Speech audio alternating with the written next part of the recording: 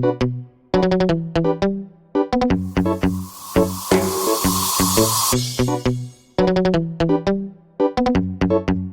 Fresh on the track.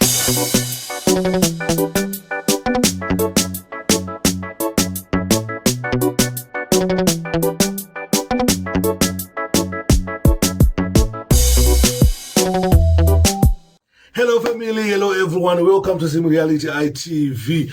Pana patunoita mudziginira, pana patinongwavha, patunoita ngwavhiridzo netsvakiridzo nenyaya dzakasiyana-siyana dzinenge dzichiitika mativi mana ose enyika yeZimbabwe. Nyaya ndineyo panapa enyaya inorwadza, uye zvida kubva ndaudza vanhu kuti kana muchinge makwira komo munofanira kuchenjera, because nyaya ndineyo panapa ndeya mudhara atokura anova sekuru but anga arohwa sipo nevakomana, anga abirwa sipo nevakomana.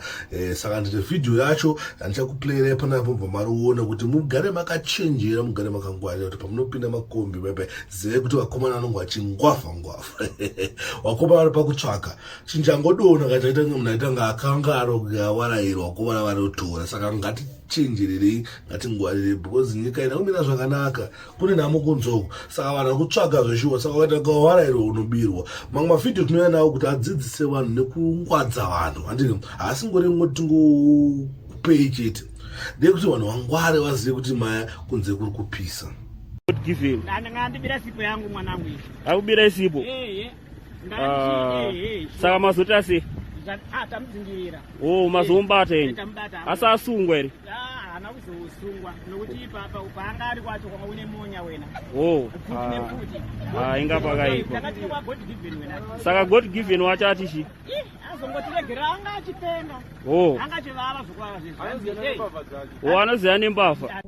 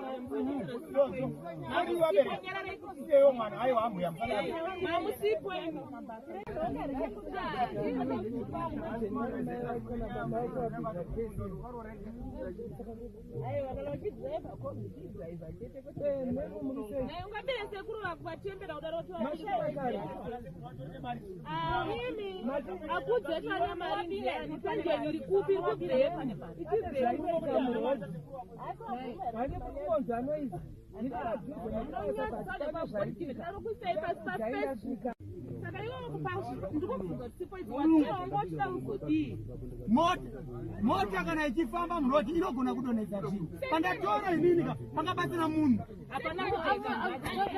Pakabatsira munhu.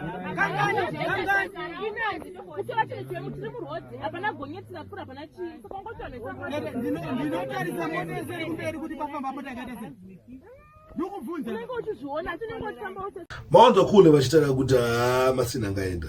Makazonzwa kuti Hwindi achitaura kuti chingwavha, kungwavha. You know, I think vanhu havazvinzwisisa chiti kungwavha. Handika kungwavha hakuzodiwi kuba kune madheti sheti. Kungwavha skillful, handika inoshandiswa pakuruwa zheti, handika but clean uchiruwa clean zheti pasina ropa, pasina kubira munhu, pasina makuita mafeelings emumwe munhu, handika. So guys, thanks for watching. My name is DJ Spark Zimbabwe. Ndiripo pachivhitivhiti chine maside effect, chivhitivhiti chiri health, chivhitivhiti chamunoona nyaya dzakasiyana-siyana dzinenge dzichiitika, pachivhitivhiti chamunoona chenjedzo ezvinenge zvichiitika munyika yeZimbabwe. Oyo.